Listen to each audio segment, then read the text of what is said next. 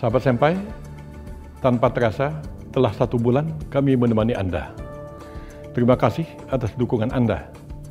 Sehubungan dengan itu, kami ingin memberikan hadiah bagi 3 komentar paling menarik, yaitu hadiah berupa kipas eksklusif seperti ini.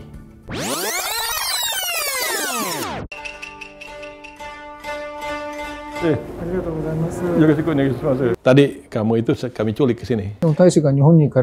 Ya bebas visa sih bebas visa, tapi kan bukan berarti nggak ada prosedur sama sekali. Di kalangan anak-anak muda itu budaya gibah atau ngerumpi itu di Jepang itu agak kurang, Pak Iqbal. SIM Jepang juga diakui di sini, SIM Indonesia juga diakui di sana. Nihon no Kataro. Sahabat Senpai, segera subscribe, like, dan komentar. Ada 3 motif kipas yang berpeluang Anda dapatkan dari kami. Apakah seseorang itu melakukan tindakan yang maladaptif tadi ataukah tidak, itu memang tidak terkait sebenarnya dengan masalah sejauh mana kesejahteraan dia secara ekonomi. Bahwa bukan orang yang paling pintar, bukan orang yang paling kuat yang bisa survive. Ya. Salah satu misalnya lembaga yang Pranata yang ada di Indonesia itu mengatakan mangan orang mangan kumpul. Sebenarnya resilient ini bukan tanggung jawab individu, tapi tanggung jawab kita semua nih.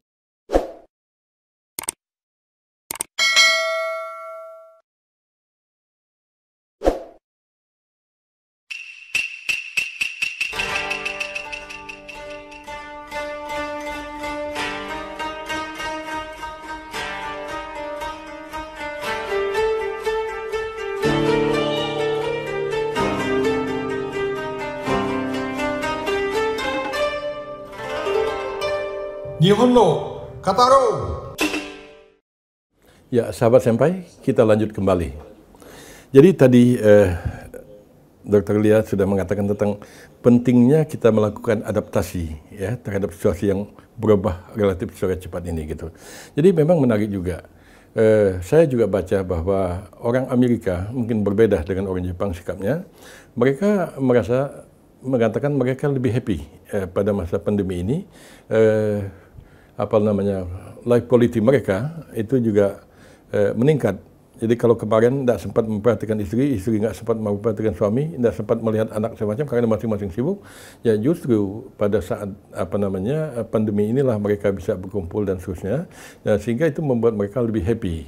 Jadi memang masalah tadi, apakah seseorang itu melakukan tindakan yang maladaptif tadi ataukah tidak, itu memang tidak terkait sebenarnya dengan masalah sejauh mana kesejahteraan dia secara ekonomi. Tadi juga Dr. Lia mengatakan salah satu misalnya lembaga yang Pranata yang ada di Indonesia itu mengatakan mangan orang mangan kumpul. Jadi makan tak makan, ada duit nggak ada duit, yang penting kumpul. Kumpulnya itu bikin kita senang, kita sanggup stres reduksi ya. Jadi itu pun merupakan salah satu bentuk adaptasi. Nah, tapi apa kira-kira Dr. Lia sebagai psikiater, apa jalan yang terbaik yang bisa ditempuh dalam rangka memanage stres ini? Mungkin yang harus kita semua pahami bahwa situasi corona ini atau situasi tantangan tuh pasti ada. Yeah. Dalam hidup tuh tantangan akan selalu ada. Jadi kalau kita sebagai individu itu yang mungkin bisa kita lakukan ya berlatih untuk beradaptasi. Gimana sih caranya beradaptasi yang baik gitu? Bahwa kita harus tahu kelebihan dan kekurangan kita. Yeah. Dan kita juga harus tahu apakah tantangan yang kita hadapi ini sesuatu yang bisa kita ubah atau tidak. Kadang-kadang yang bikin kita tambah stres saat kita berusaha mengubah situasi yang nggak bisa kita ubah. Nah, itu yang bagaimana kita bisa memahami diri kita bisa memahami lingkungan seperti apa dan mencari nih jalan keluar terbaik untuk mencari win-win solutionnya.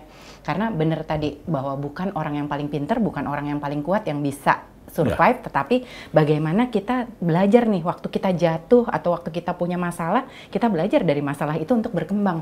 Karena kan tantangan atau masalah tadi kalau di sisi kejiwaan tuh sama kayak kalau di kedokteran fisik kayak kuman, Bang. Kuman itu diperlukan untuk kita bikin apa? imunitas kita bertambah. Nah, masalah sama stres itu juga bukan berarti nggak berguna. Itu justru sangat berguna untuk kita being resilient namanya. Resilient itu kemampuan kita untuk bisa bangkit lagi. Waktu kita jatuh, kita berusaha nih cari jalan keluar. Kita berusaha tuh cari upaya-upaya yang lebih adaptif untuk bisa mengatasi situasi ini. Karena ibaratnya gini Bang, hidup itu kayak lari maraton. Jadi kita bukan lari sprint. Kalau kita berusaha selalu lari sprint, kita akan stres tuh. Makanya kenapa ada dokter yang bisa bunuh diri saat dia merasa gagal menolong pasien. Padahal kan bisa jadi dia gagal menolong pasien bukan karena dia. Karena kebetulan aja memang usianya sudah garisannya sama Tuhan udah nggak boleh ada gitu. Nah, bagaimana kita nanti bisa berdamai tuh terhadap situasi-situasi ekspektasi kita saat lingkungan tidak berjalan sesuai maunya kita. Nah, mungkin itu yang harus dilakukan, bagaimana kita melatih kemampuan untuk melihat apa yang bisa kita ubah, apa yang bisa kita upayakan, tapi juga bisa menerima apa yang nggak bisa kita ubah dan melengkapi tadi. Karena kan waktu kita punya lingkungan itu sebenarnya untuk melengkapi yang kita nggak bisa lakukan, Bang. Kalau semua orang bisa gambar semua, nanti nggak laku tukang gambar. Tapi ada orang yang justru jagonya create, tapi ada orang yang jago gambar tapi dia nggak bisa memikirkan ide gitu. Dan orang dua ini bisa berkolaborasi. Sebenarnya makin kita tahu kelebihan dan kekurangan kita dan kita menghargai setiap perbedaan tadi, kita akan bisa saling melengkapi untuk tadi jadi lebih mampu menghadapi segala tantangan. Saya rasa sebenarnya resilient ini bukan tanggung jawab individu, tapi tanggung jawab kita semua nih untuk sama-sama bergerak menghadapi situasi yang berat. Tapi juga bukan berarti kita nggak bisa. Buktinya kita bertahan sampai sekarang dan pasti akan bertahan sampai nanti kalau kita tetap semangat untuk melihat apa yang bisa kita ubah dan apa yang bisa kita lakukan untuk membantu teman-teman kita. Seperti itu, Bang. Betul sekali. Bahkan ada yang mirip dengan apa yang dikatakan oleh Dr. Lia tadi. Walaupun di dalam teknik perang, seni perang, Sun Tzu mengatakan apabila engkau tahu tentang dirimu dan tentang musuh-musuhmu, maka dalam 1000 perang pun kau tak akan terkalahkan. Jadi harus tahu kondisi diri, tahu kondisi lapangan, baik teman ataupun lawan, lalu dengan itulah barangkali kita bisa bersikap secara lebih baik dan lebih tepat lagi. Pak Iqbal, bagaimana masalah adaptasi? Bagaimana karena kan kalau bicara tentang tekanan, semua orang punya tekanan ya di masa pandemi ini.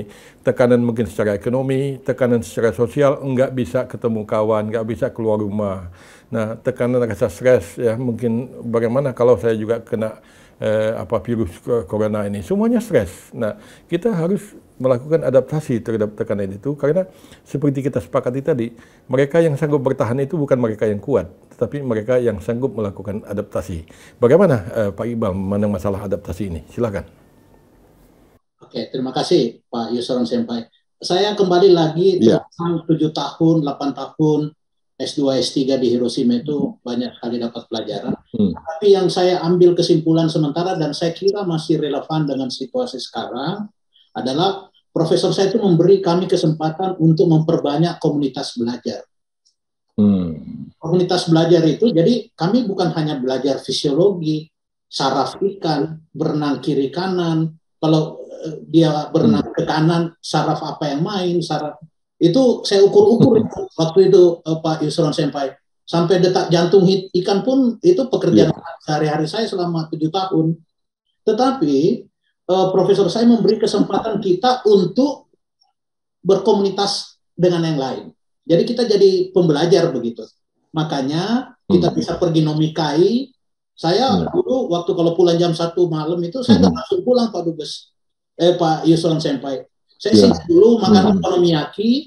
Kemudian ya itu tadi, karena kan saya nggak punya duit untuk yang tadi oma-oma itu diisi kaya.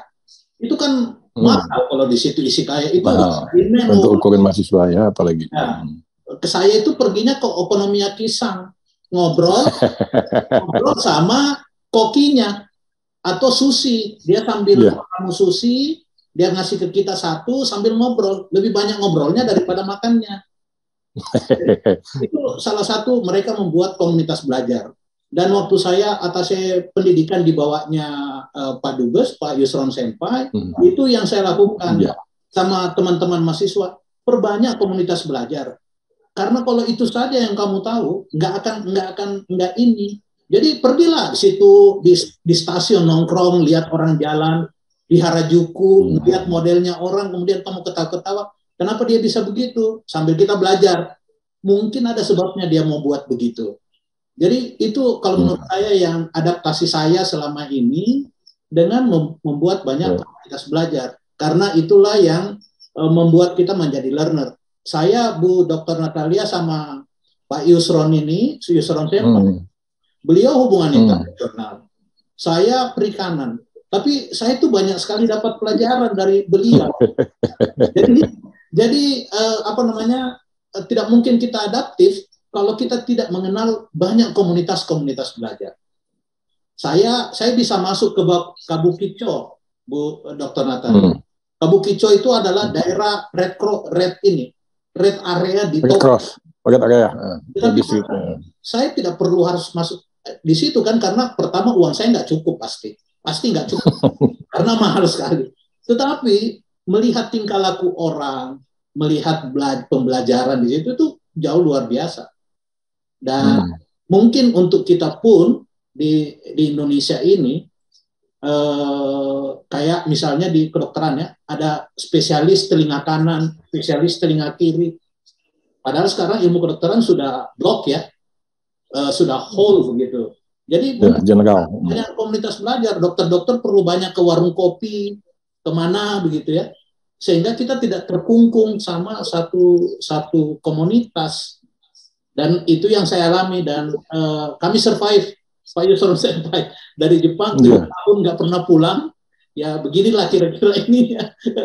Daya adaptabelnya itu karena udah disangsak kiri kanan gitu, kayak sudah vaksin Moderna. Habis dipukul, sudah vaksin Moderna itu kita sudah kayak habis dipukul 40 orang itu selama kurang lebih 3 hari. Tetapi karena udah terbiasa kita bisa lolos dari lubang jarum gitu, Pak Yusron. Iya. Jadi sebenarnya begini, Dr. Elia. Di dalam masyarakat Jepang itu kan ada istilah unmei kyodotai, rasa senasib dan sepenanggungan gitu kan. Sebenarnya kan idealnya kita ini kan menghadapi tantangan bersama. Ya, walaupun ini teori ilmu politik, Karl Marx mengatakan di dalam menghadapi musuh bersama orang akan bersatu. Nah, seharusnya kan ini musuh bersama itu bukan orang, tetapi corona ini. Nah, seharusnya di situ kita bukan saling bercerai-berai, ayo kita gandeng tangan, keluarga pun lebih rapat lagi, lebih dekat lagi. Jangan marah sama suami karena gaji menjadi berkurang karena nggak ada duit. Ini kita ada masalah bersama yang kita hadapi. Nah, saya rasa sebenarnya itu rasa senasib dan sepenanggungan itu merupakan hal yang amat penting, sehingga katakanlah tidak membuat orang merasa terpucil dari kelompok sosialnya. Nah, dengan ada integritas yang kuat semacam itu kan akan membuat orang tidak merasa ditinggalkan. Nah, saya sepakat sekali bahwa bukan masalah sebesar apa stres itu yang kita hadapi atau tekanan yang kita hadapi, tetapi masalahnya itu sejauh mana kita mempunyai keterampilan di dalam mengatasi tekanan itu, di dalam juga katakanlah menyiasati persoalan-persoalan yang dihadapi. Saya jadi tiba-tiba teringat dengan kata-kata di dalam bahasa Jepang sendiri. Seharusnya orang Jepang juga tahu ini, dan saya yakin mereka masih tahu kata-kata ini. Mereka mengatakan, kage ga areba hikari mo aru. Jadi dikatakan, kalau ada bayang-bayang gelap, sesungguhnya di balik itu ada cahaya. Jadi kalau kita ada masalah lagi di Rundung Malang, ini kegelapan, sabarlah. Karena tidak mungkin akan ada bayang-bayang gelap apabila tidak ada cahaya di belakang. Sabarlah. Sebenarnya cahaya dan bayang-bayang gelap itu kan bagaikan satu sisi mata uang yang sama. Jadi pada intinya saya yakin bahwa di samping tadi kemampuan kita melakukan adaptasi yang mungkin tekniknya latihan yang perlu tetapi juga masalah kesabaran kita pun juga merupakan hal yang amat penting. Kita hampir mendekati akhir dari masa pembicaraan kita ini. Mungkin dari Dr. Lia ada pesan-pesan yang ingin disampaikan? Oke, mungkin kalau dari kami di sisi kejiwaan ya, bahwa kita penting tuh untuk selalu melatih life skill dan resilient di tengah bencana ini. Pasti nggak mudah buat semua orang, tapi kita nggak sendirian, dan kita punya satu keterampilan yang baru yang akan dilatih selama kita mencoba beradaptasi dengan situasi ini. Seperti itu sih Bang, dan kita juga nggak sendirian karena kita tahu kita punya sahabat, kita punya keluarga. Ini cuman social distancing, bukan social isolation. Betul. Jadi bagaimana kita tetap stay connected to each other, itu yang menjadi satu yang akan juga menguatkan kita untuk tetap survive dalam menghadapi situasi corona ini. Terima kasih. Itu, Bang. Pak Iqbal, silakan.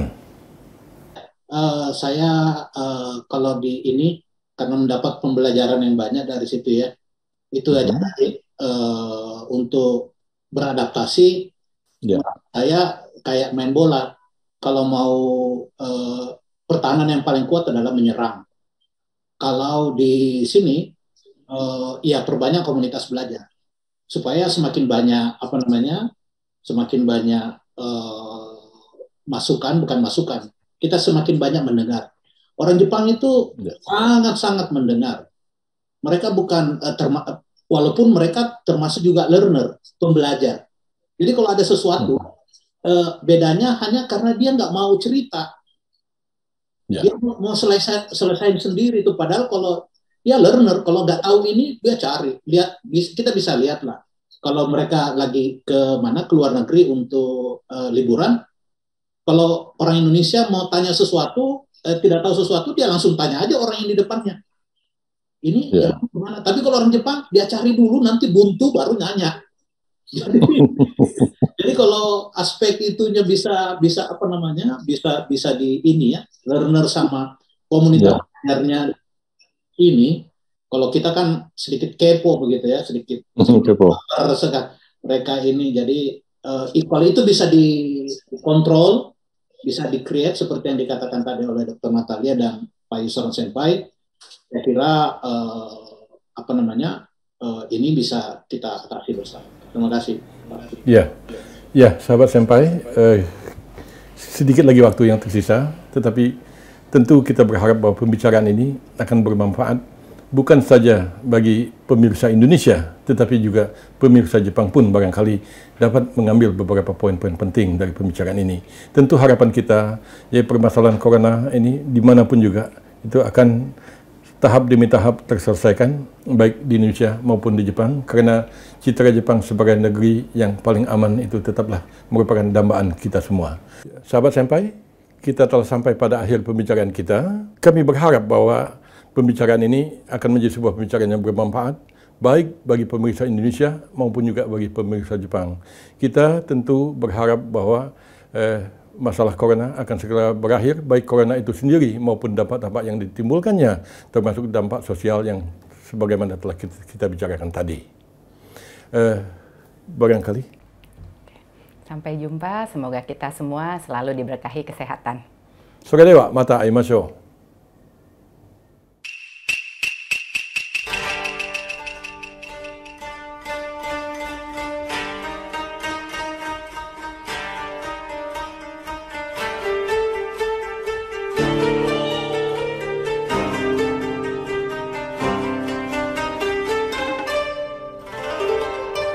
Nihon no Kataro!